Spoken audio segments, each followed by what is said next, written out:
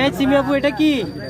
এই দেখেন আমার নতুন নতুন cake, strawberry cake, strawberry pastry cake. হ্যাঁ, এটা হচ্ছে আমার new item, strawberry pastry cake.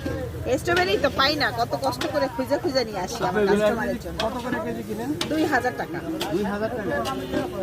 এর পিসগুলো কত সাইজে ছোট হবে বলেন তো একটু, কত ছোট হবে? এতটুকু হইলেও শান্তি আছে, তাই? এতটুকু হইলেও শান্তি আছে, আচ্ছা দেখান দেখি। বুঝছেন? এত কথা কন কি আপনারা?